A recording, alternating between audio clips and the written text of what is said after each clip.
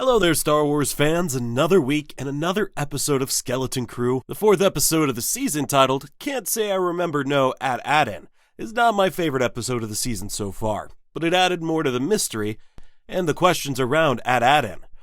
I've seen many out there feel the same, and many out there call this episode filler as well. While I wouldn't call the entirety of the episode filler, I totally see where many are coming from. While the episode overall did drive the story forward, not just for some of our characters' character developments, but also the main mystery, parts of this episode were not necessary. I think this is where I have one of the biggest issues with the Disney Plus format.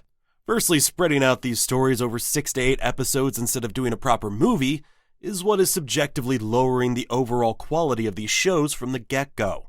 We slowly drag on from week to week and get many instances where we have to fill in stretched out gaps of what could be a condensed tight story.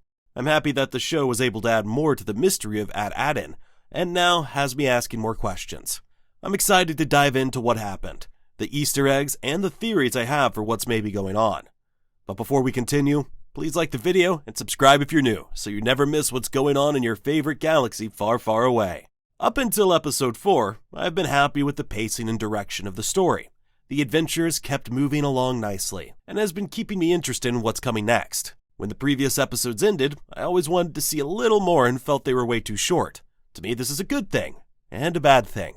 The varying episode lengths and shortened seasons compared to normal television has never been my favorite aspect when watching the Star Wars and Marvel Disney Plus shows. Stretched out shows that, in my opinion, don't always tell the best story they can tell. I mainly think of Kenobi and Ahsoka when it comes to this. I would have rather had Lucasfilm cut the fat from the shows and truly have delivered a great story that got us from point A to point B with purpose and intent. I'm in the camp of where if we're going to be doing television, then we need to create these shows and stories to be paced like a full-length season. Andor did this quite well with their 3 to 4 episode arcs and standardized episode lengths and longer seasons compared to other live-action Disney Plus shows. When we have to spread out a movie plot over varying episode lengths, then the results will always be the same. It'll always be that not every action in the story is driving the story forward. We'll have many scenes or even multiple episodes sometimes that feel like a sidestep rather than a step forward. When I watched Kai Patterson's movie cuts of the Kenobi show and the Ahsoka show, I felt a lot better about those stories. I encourage you to watch them as well. They showed me that some of these stories are truly better in the movie format. I mean, even hearing about Stuart Beattie's Kenobi movie treatment and how Lucasfilm turned it into the show we got just makes me further insistent that I would rather have these stories be movies. Episode 4, titled Can't Say I Remember No At Attin, is an episode that pushes the mystery forward, makes us ask more questions than we had before, and changes some of the characters going forward. When the Onyx Cinder jumps out of hyperspace, we immediately see those green nebula-like clouds that remind me of the barrier on At Attin. Except these clouds aren't as condensed and don't seem to be hiding anything at this point. Many others have pointed out the cap and needle-like satellites orbiting the planet, and I'm not 100% sure what to make of them. They remind me of the weapons used by the Empire during Project Cinder, which was Palpatine's contingency plan to decimate planets in the galaxy once the Empire fell. These weapons would essentially make extremely radical hurricanes and weather conditions that would destroy everything. Could these be more ancient versions of that technology? And how some of the jewels of the Old Republic were destroyed? Or are these structures part of the once utilized barrier on this planet, being those red lights we saw in the sky on At Attin? At first, Jod and the kids believe this is At Attin. The kids from a distance can't tell the difference between At Attin and this new planet they're about to land on. They see houses and signs of what they think is their homeworld. The Onyx Cinder then triggers into a pre-programmed autopilot landing protocol, but we'll come back to this later. Upon landing, it's clear that this is not their home. The planet looks destroyed and desolate, and not beaming with any life like their homeworld. A comment I think worth taking note is when Jod says the planet tastes like the ashy dust, and how it reminds him of his home planet. So let's pause here for a second. This is another clue into the backstory of Jod. Another hint that I think will prove my earlier suspicions correct. He was not raised or trained as a Jedi, and was not born at the Jedi Temple on Coruscant. I know he already admitted that he's not a Jedi, but there's a lot about him we still can't trust. So I'm taking what he says with a grain of salt. Even if I'm proven wrong and he actually was a Jedi at one point, then maybe he's pulling an Ahsoka Tano and just not identifying as a Jedi at this time. We have to remember, he said he's lost. and whether that means he lost someone or lost his way, we still don't know. I think his mother was a Jedi, as I stated in previous breakdowns. Maybe that's who he lost, or maybe he did lose the Jedi Order. If he does end up actually coming from the Order as a youngling, then this could make sense. But I digress. This comment about his homeworld still makes me feel like he was never a Jedi, and never was in the Order on Coruscant. As the kids go and explore this strange but similar planet, Fern makes Jod stay with the ship under the watch of SM-33. The babysitting protocol from SM-33 definitely made me laugh. Come on, baby. Onto the ship, baby. Baby, come onto the ship.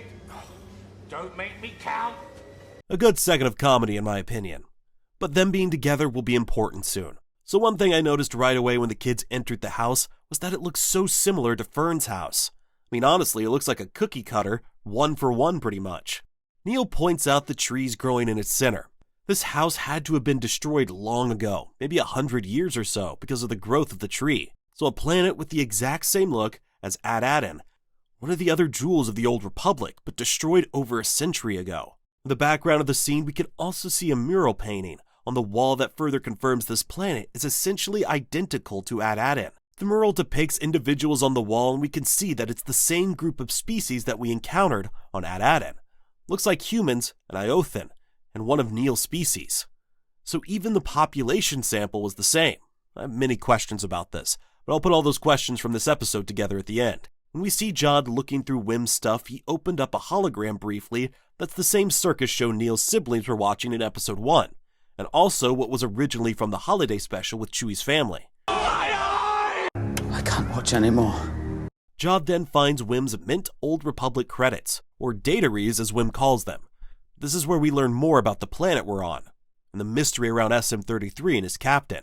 SM-33 seems to be malfunctioning quite a bit and claims it's because of this planet. At Attin. At Attin? The planet is not just similar in look and prior status, but also in name. And later we learn this is going to be the same for the other jewels of the Old Republic. SM-33 says he knows this planet well, and that it's dangerous. But then when asked about At Attin again, he says his classic phrase about knowing nothing about At Attin. The only things that the kids notice as unfamiliar to their homeworld is when they see the headless statue. Not on their own homeworld, I think this is part of the big reveal on At Attin.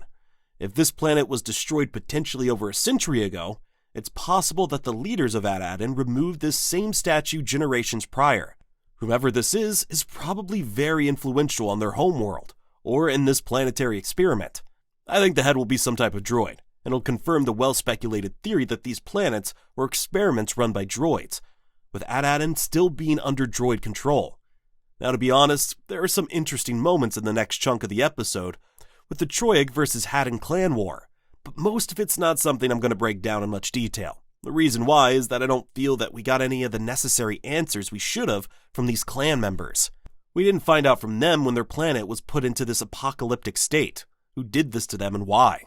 This is the filler part of the episode. Not saying this episode was filler, but parts of it are in terms of how we're driving the story forward, or lack of it. In these parts of the episode, we see the start of Neel's development into learning how to be brave, but also how great and compassionate he is.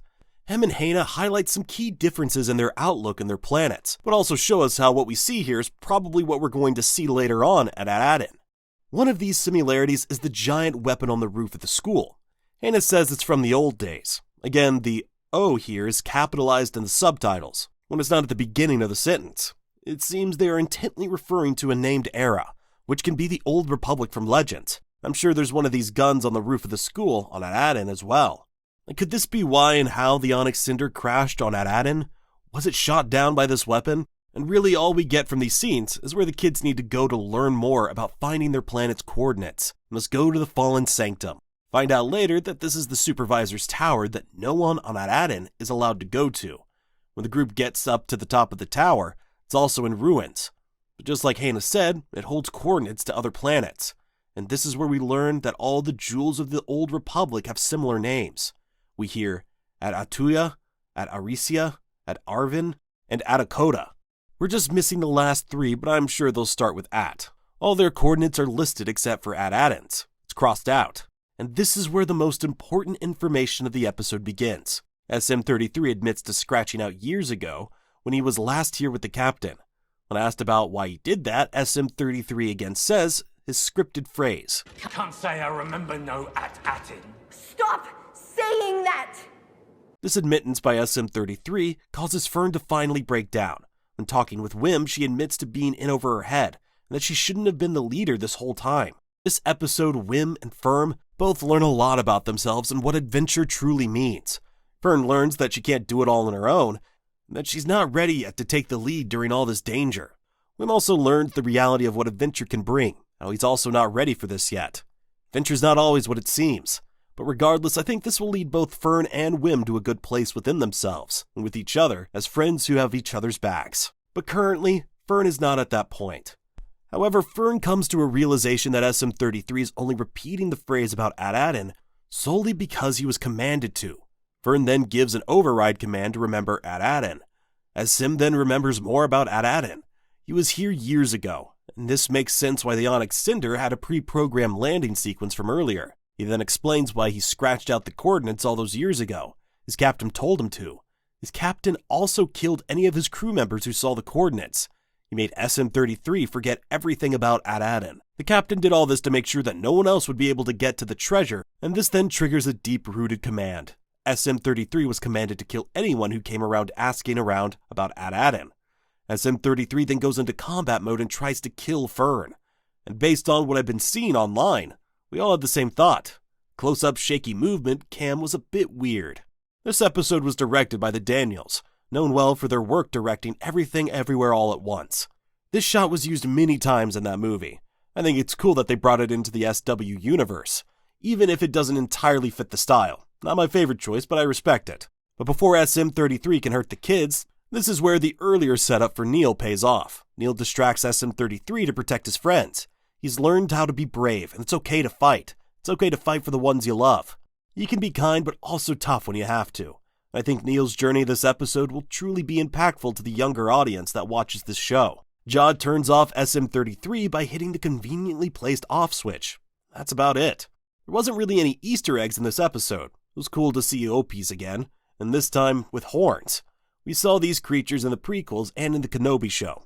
Other potential Easter eggs were the helmets some of the clan wore. Potentially could be old Empire helmets, but maybe it was just the style. Was the Empire even here? We can't say.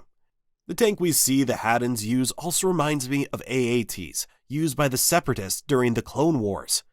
The Separatists got these from the Trade Federation, and with the Trade Federation being founded in 350 BBY, could they have been here before?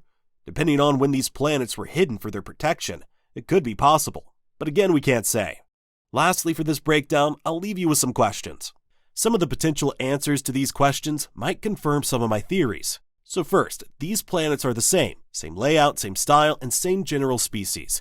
Do they have the same purposes? Are all 9 exactly the same? I think it's implied in this episode that all these planets will be the same and all have served the same purpose. I think maybe these planets could have been experiments of some kind.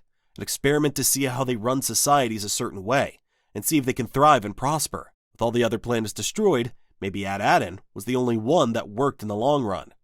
I think that whoever's running At Attin also played a role in running the other planets. I think that when the experiments on the other planets failed, they were destroyed as a result. And the reason why I think these planets were experiments of some kind is because of the uncanny similarities of At Attin and At Acheron share. When you're conducting an experiment, a main necessity is to make sure that it's repeatable. To truly test your hypothesis and allow others to test the same, you must make sure the same variables are in place. Once the variables are the same, then you can attempt your experiment many times and even in different ways, seeing what gets you the outcome you desire, or what outcome arises from your manipulation of said variables. Both planets have the same look, structures, reputation, and species overall. These are the variables that appear to be constant and therefore may be the necessities for what the supervisors have been testing. But unfortunately, we didn't really get any idea about this from the Triok clan. It seems that the knowledge of what happened is lost generations ago, and the current people on the planet don't truly know their history. Other questions I have relate more to SM-33's old captain. We knew he was tied into the story, but now he's more at the forefront of the mystery. What did SM-33's captain know about At Attin? What is the treasure? Why is it so important that he had to kill his crew over it? Did he go to all the jewels and destroy the coordinates there also? When did this all happen? I think SM-33's captain's going to be tied to the supervisor somehow, and all this and the treasure will tie into the planet's seclusion and dystopian themes. I think the treasure might just be the credits and the type of metal used for them, but something in my gut says there's a lot more to it, a lot more to what's been hidden from the rest of the galaxy. SM-33's captain's going to be at the heart of it all, and even though it could have been hundreds of years since the ship crashed, he might still be involved somehow. John and the kids now have a few options for what they'll do next. Will they go to the other planets and look for the coordinates in the other supervisors' towers? Or will they dig deeper into SM-33's memory bank and find the coordinates that he destroyed? I think it'll be the former, and they'll go to a few more planets, learn more about At Attin in the interim, and finally get home, but with the pirates on their tail. Well, that's all for today, from your favorite galaxy far, far away. What do you think? Did you like the episode? What do you think about my theories on SM-33's captain and the other jewels of the Old Republic? Comment below and share your thoughts. Please like the video and subscribe to the channel, and thanks for watching, and may the Force be with you always.